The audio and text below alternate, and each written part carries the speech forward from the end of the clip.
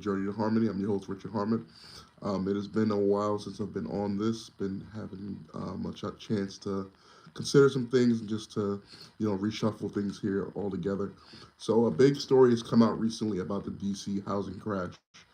Donald Trump is currently the president of the United States, and he has taking a hatchet right now to the federal government.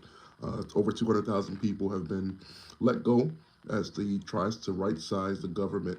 And there was a report came out that there's a huge amount of people who are selling their homes in Arlington, Virginia.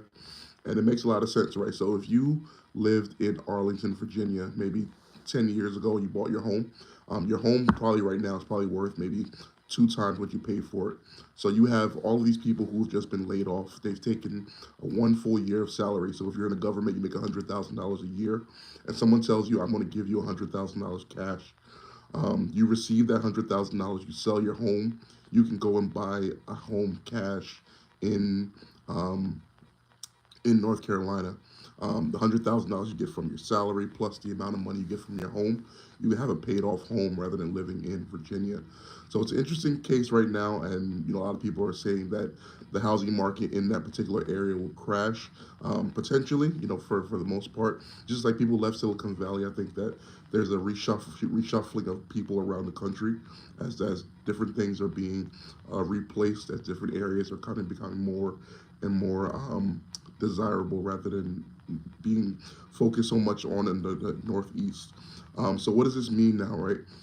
In my opinion, if you have 200,000 people, even if it's less than 200,000, let's say 75,000 people who are in the D.C., Virginia area, and all of a sudden they are selling their home, they're receiving $100,000 cash, and they're moving.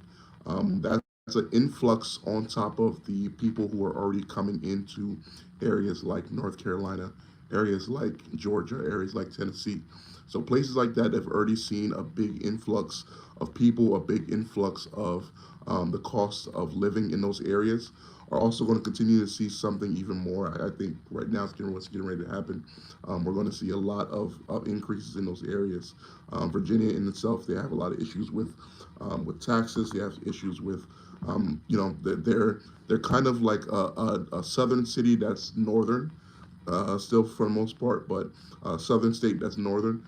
But yeah, I think that this is going to be a situation that's happening all around the country. I've been thinking and kind of contemplating the last few days about what exactly is these whole process going to be like. Thinking about what 2007, 2008 looked like and comparing it to where it is currently with where we stand. And one of the things that I saw and I was thinking about comparison is that right now it's pretty easy for us to say that we are at a time where liquidity, capital credit, whatever you want to call it, it's at a standstill. Banks are not easily lending it out. A lot like the 2008 time frame. Your mortgage a lot of times has a lot of buy-in buy your mortgage a lot of times has a lot of buy-in buy opportunity. So if you need to pay two three payments opportunity. So if you need to pay two three payments, you can actually make a payment, make one payment, and they'll move two or three payments to the back of your a payment make one payment, and they'll move two or three payments to the back of your loan. So it's a good option for those who are struggling. You can go on for 6 months, a year, almost 2 years, kind of just playing that game back and forth. I think it's almost 6 months in advance before you really have some serious issues start to happen. So here right now, Donald Trump is in DC. He and Elon Musk he and Elon Musk are trying to rearrange things. You had the deputy mayors in New York City. You had someone else who was working on, I think, the USDA board or something like that also resigned as they're working with Elon Musk. The USDA board or something like that also resigned as they're working with Elon Musk. So a lot of these people who have been government politicians, people are realizing that the game is over. That you make $200,000 a year somehow you're worth $35 million. That people I think really realizing that that's no longer the case. With that, you're going to find people who are naturally going to be moving outwards, even Boise, Idaho, and things like that. So I think there's a lot of shuffling going to be happening.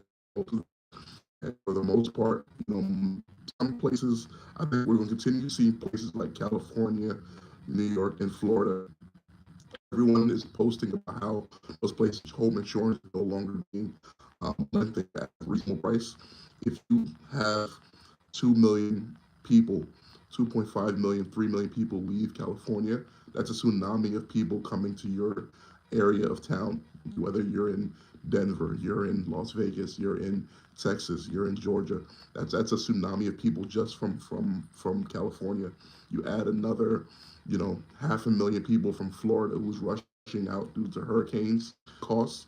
There's a lot of different things that, although it may seem spicy, it may seem sexy, as people are talking about it, housing crash in these areas. Those are really bad situations that are coming to middle America, as you have all of these people coming and overwhelming your space right there. So it's going to be interesting watching to see what happens. I'll continue to comment on these situations as they come along step by step. What are your thoughts on this? Please comment below, like, subscribe. Thank you so much for joining. Have a good day.